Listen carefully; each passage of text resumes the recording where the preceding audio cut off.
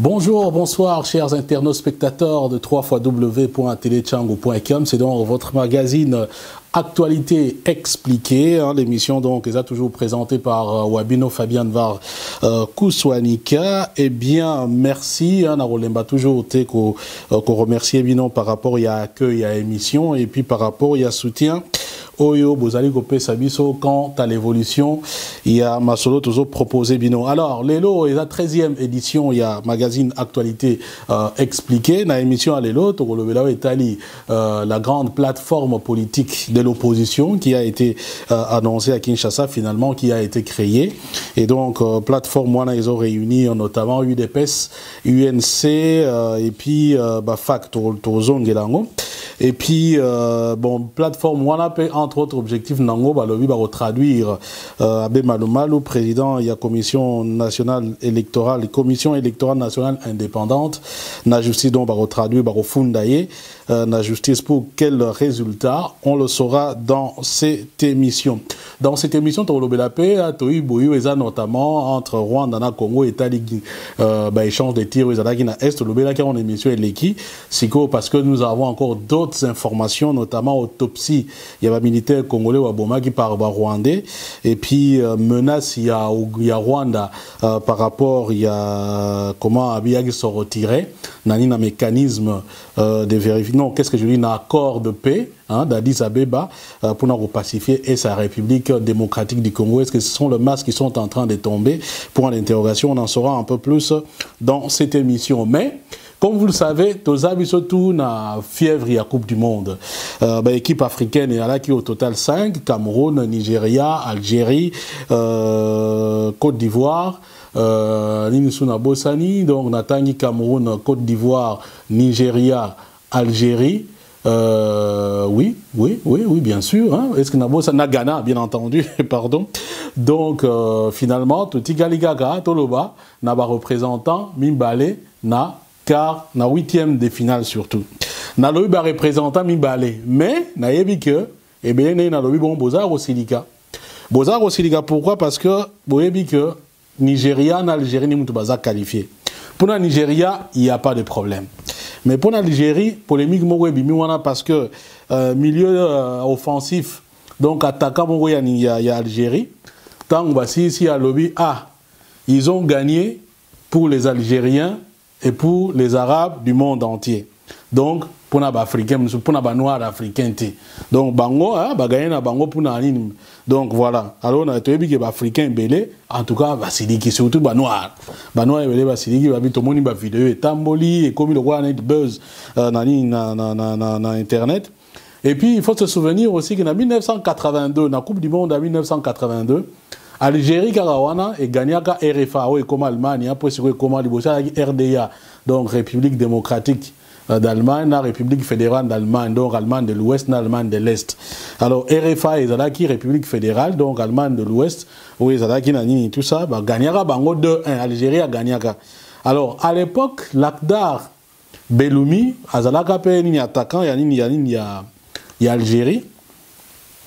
Hier, Abimara Lobi, non, je dédie cette victoire au monde arabe. Alors, de là, si vous avez alors pourquoi il y a un bêta dans l'Afrique? Alors, moi, d'abord, je précise que ils ont la responsabilité dans Bango, ils ont la liberté dans Bango, Bango, Balingi. Voilà. Mais c'est vrai que ceux qui totalient un peu, niveau makamamo et kendaga pour na biso mutovana na bamboka bakoto to koto ya ba auto bengi bandibu to koto ya bandeko na biso wana soki ba cousin na biso wana ba maghrébin d'abord soko bengi africain di marate alinga ba benga bango ba africain bango ba mi benga ba maghrébin. Bon, ça c'est un autre débat. Mais d'autre part, ça a toujours un moins complexe mon bo balinga na bango comme peut saline combo ya Afrique. Donc il soit binoté tout ce qu'on peut faire à la limite bon parce que dans ngo polele sikoyo donc coupe du monde na biso soki na on Nigeria. Donc, lobby, bazo beta, Nigeria contre France, donc au sein africain, tout, évidemment, derrière Nigeria. D'ailleurs, quand on est gardien, Niamao et Yanema, il y a Nigeria, donc lobby que non, nous allons faire tout pour faire honneur à l'Afrique, au continent africain. Donc, voilà, to yambiango. Massa wana mususu, beta na bango pour le monde arabe, et taï nangope, bisotiwana, le bantankenga. donc na vivre yango pe bongo ponga pe eswinga mais en même temps nazo kamwa na ngate po makambo ngo ezala na bongo po na beta bino anecdote moko boye ba kenon ba twana er mo boye ba mona biso neti bon neti ba sous mo boye hein donc na masse na mo boye aza étudiant na Tunisie na masolo ka mo ba ni ko expliquer ngabi non omoni soko za ba milieu wana ba mboka na bango wana omona même mwana muke soko zo tambola soko moni mutu mu une fois ya tu na yo heure hein il est quelle heure même mwana muke tam si mo na montre mais fois ya tu no ga heure alors kalashko ba za ko comprendre pourquoi ba za tu na ga ba tu mu ba heure ba ni tout ça donc pona ba ndibu oto bengi bande ko na biso maghrébin wana il semble hein, selon bango kuna que tant ba tu na ga heure ça dit que ba insinuera que heure comme elle en a 24 heures. Soka tunio heure na midi, tu peux par exemple la tunio na midi. Donc il y a 12 heures pour journée ici là. Donc na se muté na donc ingo yebiso que non, soko yebiso non, il est 12 heures, il y a yebiso na se muté donc il y a 12 heures pour comme mutu parce que ça makaku. Donc tant que ça on a no makaku pour na bango. Soko il y a 22 heures, 22 heures donc na se muté na yebi que non. Ah donc hein, même si yo quitté, au moins attend on a babalo qui baseki, abi non ça no makaku etikali 2 heures pour comme mutu. Ya on va bien arabi surtout yo qui mundi ba ben cousin ça veut dire cousin, mon cousin les singes. Bon, est-ce que ça vrai? Est-ce que ça faux? Donc wana eza masolo ya bande wana so vendre à côté qu'on a ba mona makamu côté ya ba Maroc, côté ya ba Égypte, ba Tunisie, ba Algérie. Donc bon moni ga nini wana et puis bon polémique monsieur Zali, Marine Le Pen abi non sokanga azo alongola bango ba nationalité parce que on ne peut pas comprendre que non soyiga Algérie gagné bah émettre bimi na France bah pandi ba nini tout ça donc et lingo do bani voilà donc ils a entre nous hein on est dans la solo mondial parce que les actualités de bien actualité expliquée il y a on a beteli bino li solo wana alors malheureusement pour na biso ba africain noir to taki mutema keno peut-être que tu as 3 équipes notamment Cameroun ni Côte d'Ivoire na Ghana ba ça qui na ba chance il y a solo qui s'est qualifié surtout comme équipe na bango kuna auto zaï ko zela pe ba gagner de sorte que bango ba les malheureusement na Ghana ba problème ba prime bitumba entre Boateng na Muntari et BBC ba masolo pe ba côté kuna ko soit na ya on peut te comprendre pourquoi mutu muindu soko komi na mbongo ebele o respecter so batuté hein donc même ba norma musala ezaka no mukonjeza bo soki mukonjeza pauvre yo soko leki na l'art donc ba norma ki mukonjeza souté responsabilité au Bossani. Donc l'art est place à Bokondi. Ça aussi c'est une question très bagatelle. Est-ce que les problèmes il y a éducation, les problèmes il y a complexe, esclave n'est pas bengaga ou bien les anini franchement place on a posé la question monnaie. Mais pour les Congolais, mondial de paix, hein, et là on sait ça qui buzz, là qui va protège tibia. Il y a Anthony Van Den Boer. Anthony Van Den Boer azali joueur il y a Belgique. Garçon on attend ba beti moi n'engega rezala na ba terrain. Akwei patran va protéger, ou battre la ramakona bango, bien drapeau, il y a un père. Donc, tricolore enflammé nous du feu sacré. Binotou Bikara, donc, ça ira dans la paix retrouvée. Ah, mais comment, garçon, yo, quoi, qu'un dérotia, nini, il a passé message, nini. Des photomontage. Mais en réalité, il y a montage, mais finalement, en recoupant l'information, et il a découvert que non, Anthony Van Den Boer a botama na Katanga, a botama na Likasi. Est-ce que c'était un clin d'œil pour un pays de naissance? Point d'interrogation. Est-ce qu'il voulait passer un message? Point d'interrogation. Bon, jusque-là, Moutoupe a interviewé Anthony Van Den Boer par rapport à Yanini Wanape. A zapété, donc, moi, peut-être, pourquoi Betaki en pourra salaki bon pays zapété. Mais bon. C'est une façon aussi d'être en Belgique, en tout cas, une façon de participer pour la République démocratique du Congo. Bon, je ne sais pas pour la Zaïre, mais bon. Et ça, il y a un espace, on va changer Congo. Voilà où est la Coupe du Monde, Bandegonanga. Donc, vous avez toujours une émission d'abino actualité expliquée sur votre côté dans Mozino Bakam. Actualité dans le Congo, en dehors d'abord, peut-être aussi dans l'Obela, et Zali, bien entendu, émission Tosalango Awa. Lobby est déjà le 30 juin. Le 30 juin, donc, date d'indépendance de la République démocratique du Congo, indépendance formelle, hein, sur le Baka.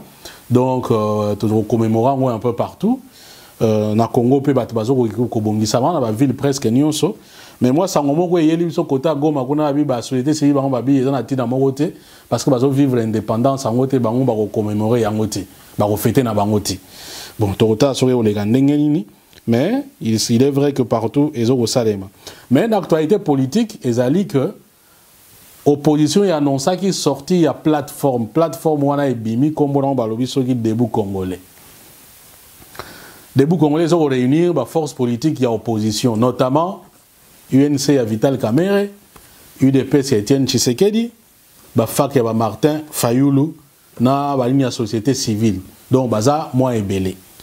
Mais déjà, on fait remarquer que, avant qu'on a remarqué, l'objectif nango, lobby est pour mener une vraie lutte politique, notamment, lutter contre le calendrier, pousser les autres qui calendrier à bien, en même temps, que ça, les autres que nos constitutions la modifier, et puis d'autres, combats politiques, quoi, démocratiques, bien entendu. Mais seulement, on fait remarquer que, et là, on va une grande plateforme, que l'opposition peut-être une fois que vous allez unir, MLC, na groupe wana, ezate. MLC ezate, pour nanini. On sent que même pour makambo etali makambo politique, mutna mutu aope ça va point de vue na ndenge nae. Pour etali ba calendrier malumalu, MLC azana nini nae, na point de vue nae, batu mususu wana pe na point de vue na bango. Sans oublier opposition républicaine, il y a Léon Kengo Wadondo na ba misusu. Donc voilà un peu configuration de l'opposition. Quelle est la vraie opposition qui va faire face à pouvoir en place? Point d'interrogation. Alors, pour se faire remarquer la première action de l'opposition au Soki Debout Congolais, regroupement Bassali, les alliés ont décidé de traduire Malumalu en justice. Ils traduire en justice Wapi na Libanda Peteka dans la République démocratique du Congo et pas il y a Cour suprême de justice en attendant Cour constitutionnelle. Ah, c'est très bien. La majorité c'est qui va dire ah. Mais ils ont coup d'épée dans l'eau. Est-ce que le coup d'épée dans l'eau parce que que Cour suprême de justice est à Bango et que attendez aussi Banangote pour une interrogation. Coup d'épée dans l'eau parce que procédure wana nous ezalate bafundi malumal pour malumal wasaini est-ce que le fait de robimisa calendrier ezali ko sala infraction ou bien une façon d'intimider pour une interrogation. Est-ce que parce que que bazousi parce que nous surtout voilà et aussi pour une interrogation. Mais il est vrai qu'on s'étonne aussi pas pour disons il y a action il y a opposition. Il est très bien que Namboka wana basala makambo ebele il y a boutisa nangote. Pourquoi ko kende ko sala ka makambo ezake non et ko bimisa nango résultat moko te. Yango journal Monaki Nouana et commis, Jean-Pierre Bemba, Etienne Tshisekedi, Vital Kamerhe, sont-ils en train de tromper le peuple? Parce que le peuple est mort à ah, mais bino lié bossa makambo eza que non est mort pepe na hein? Ba moni que non bossa na makambo solo avec des résultats tangibles. Bossa bilo mort une comédie. Hein? Et ça quoi comédie? Ba tu musu ba lo malmal mutu atie parlement no bossa na batunani na kati ya parlement kuna. UNC bozana batu ba député à UNC bazakuna ba député à UDPS bazakuna ba député à FAC bazakuna.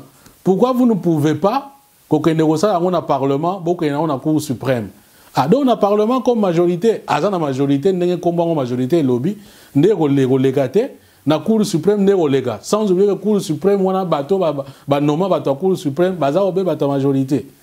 Donc voilà un peu na une question sur place ezali. Est-ce que ça théâtre? Est-ce que ça théâtre était?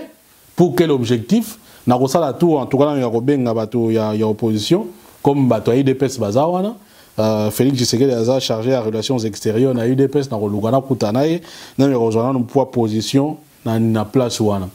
Autre chose, tant que Félix Tshisekedi na ebisaki bino en émission leki a sala une conférence de presse à ba question belé zalaki sur Kamerhe na ba peut-être sur une alliance ou alliance T, notamment les combattants, va poser des questions.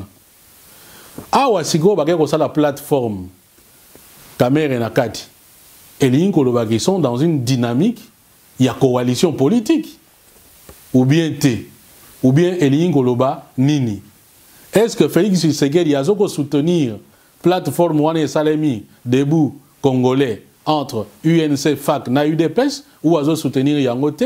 Ou bien quel est le sens qu'il faut donner na réponse naïe par rapport à Ndenge Makamboyo et Salemi? Donc, voilà autant d'autres questions. Mais d'autres personnes vont nous dire, bon, Félix Alobaki Abino, la politique est dynamique.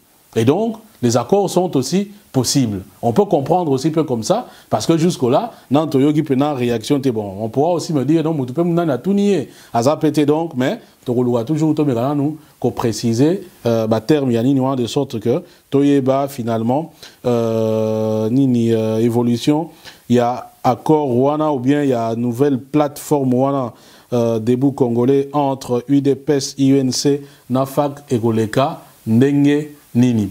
Voilà donc Etali.oyo, il y a plateforme politique et Utikobima, la République démocratique du Congo en ce qui concerne l'enjeu politique de l'heure. Alors, débat monsieur la semaine ou bien information monsieur la semaine Ezali, justement évolution et information, tu bête la Gibino semaine passée, c'est-à-dire que tu sais Gibino échange de tirs Ezali qui na frontière. La frontière qu'on a d'abord, cacophonie est entre version rwandaise et version congolaise. Finalement, Rwanda, Croix-Rouge rwandaise, a zongisaki, bateau babomaki na Rwanda. Donc, bakanga qui s'occupe na Congo et s'occupe n'dengi babomi bango na Rwanda, Croix-Rouge a zongisi bango. Parce que ce sont des Congolais. Alors, basali autopsie, Lambert Mende a pesi ba résultat. Bon, en tant que porte-parole du gouvernement, alors oui non batona babomaki bango na minduki na mitu na bango babeti bango babal bamonaki babal et puis bamso babomaki na machette.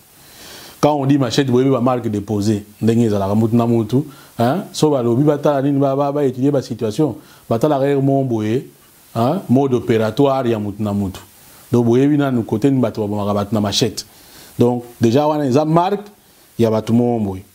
Mais Michigan balobi no ayi makambo na te soki batona bakufaki ndenge ni bazondima penza yango te. Alors eloko ba wela ki parce que ba msusu balobi ke non ba Rwandais balobi ke non ba Congolais ba traversaki frontière ba kendaki epa na bango. Ba Congolais balobi te ba traversaki frontière te ba Rwandais ba yai ko enlever ba militaire na biso ba ke boma bango na nini côté ya na ngambo na bango kuna. Alors il y a ce qu'on appelle le mécanisme conjoint de vérification. Mécanisme, c'est-à-dire que groupe moko ya batu composé ba Rwandais, ba Ougandais, ba Burundais, na bato monu ni surtout, ba mera ko sala enquête pour batala finalement problème ngo eza ndengeni. Finalement ils se sont rendus compte que ba colline oyo Rwanda zo ko ba colline wana eza na territoire na ye, ba colline wana nyo so mimbale eza na République démocratique du Congo. Donc eza na Rwanda ti. Bon, on a bien place wana. Mais Rwanda lobi non rapport wana eza ndi assigné en côté. Nani pe Ouganda pe assigné en côté sous réserve. Alors, bandekona, qu'est-ce que ça veut dire? Cela veut dire que quelque part maintenant il faut tout ça la ligne très attention. Et puis il y a un élément très important ou très même suspect dans le rapport, il y a un mécanisme de conjoint wana. Tant on établir que problème wana eza na kati ya Congo, les gars na kati ya Congo, les gars na Rwanda te. Cela veut dire que Rwanda a violé les territoires congolais. Non seulement violé les territoires congolais, il a tué des Congolais sur son propre territoire. Hein? Mécanisme, ici, c'est lobby. Il faudra convoquer une conférence pour que y ait la makambu, il y a frontière. Eh! Zibula Meso, Congo lobby. C'est-à-dire, place on a faut qu'on la mise. Mais donc, frontière, ils ont sous clair, il faut pas convoquer. Conférence, monsieur pour être à la frontière, pour balobanine, frontière nine. Pour passer dans la frontière, voilà nine. Voilà autant de questions déjà qui se posaient. Parce que monsieur balobi, tiens, faites très attention. C'est comme si dans la stratégie n'a pas balkaniser Congo na baninga na mususu.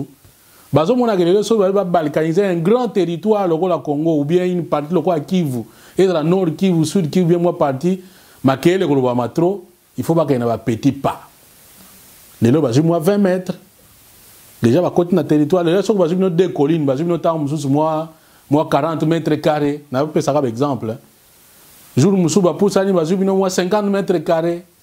Malembe qui dit faisant l'affaire, directement, on appelle une grande partie, poser la base dans bango, lobby, partie à mon et ainsi de suite.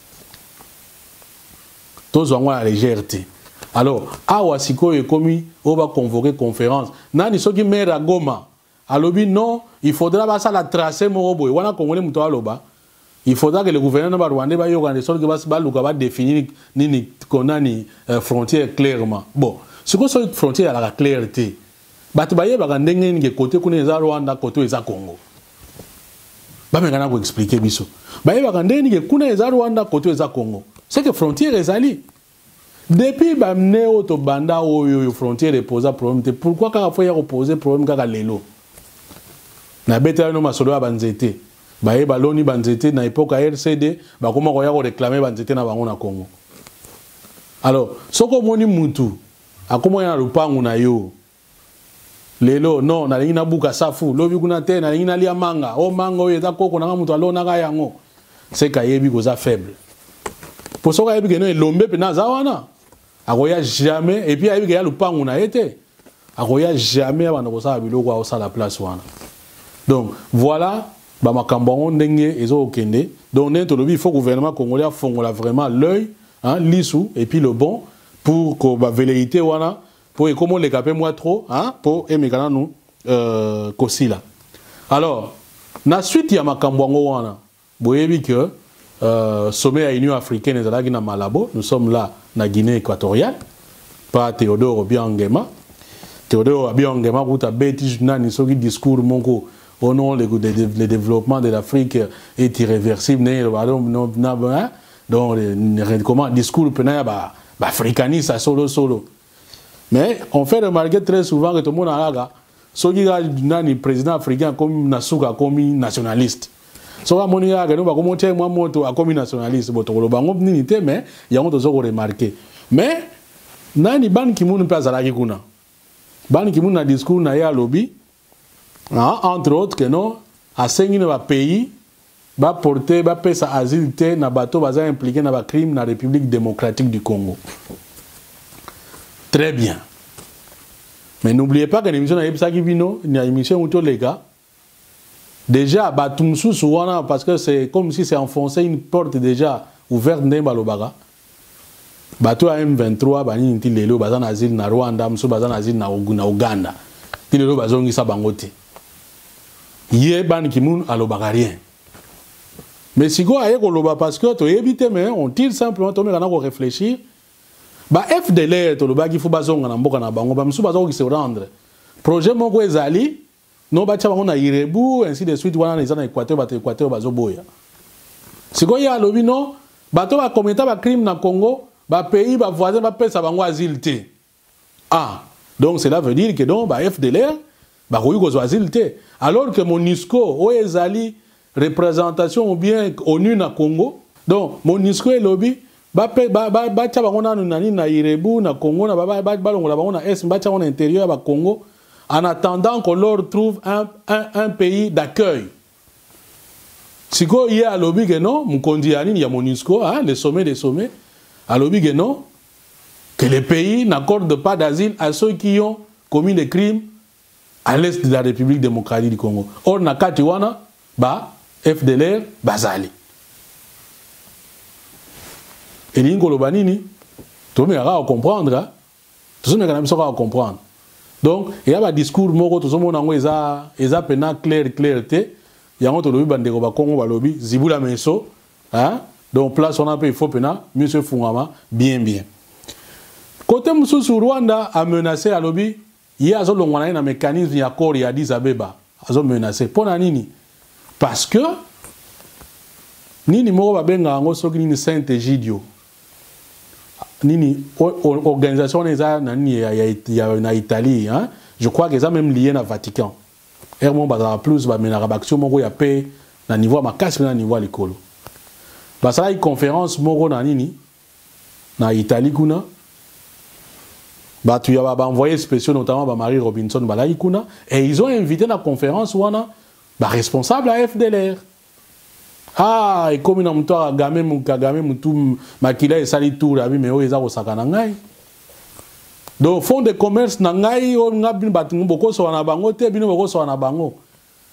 Alors menace amonia o sa parce que ye mutu asala ka makambo na est kuna alobi ye soki ezo konye bo azo longwana na mécanisme AP nini ndo on accord cadre ya Addis Abeba.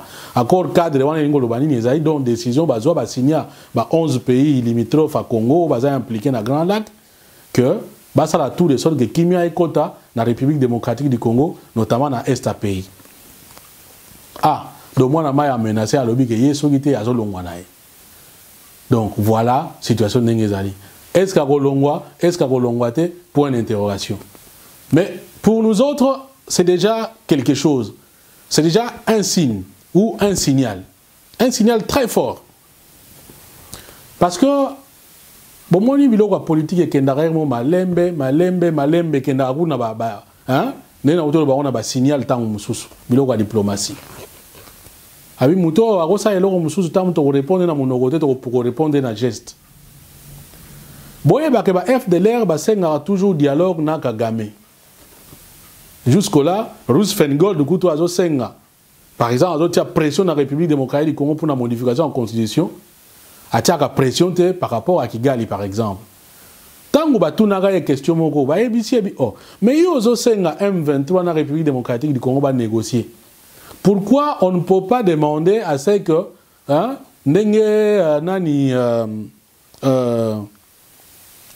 Jaka Kikwete était président en Tanzanie à Zosenga Reno pour qu'il il faut que bateau Ouganda pena Rwanda mais qu'on négocie avec les rebelles na bango. Roosevelt a répondu à on ne peut pas négocier avec Batouana parce que va commettre un crime et va commettre un génocidaire. Ah, donc on a Roosevelt ba Rwandais bateau M23 va commettre un crime té na Congo. Donc voilà autant de questions. Les loyaux que ba envoyer wana ba kende kovanda mesa moko na ba FDLR, c'est-à-dire que les lignes sont en train de bouger. Peut-être pas beaucoup, mais petit à petit, ils ont bougé.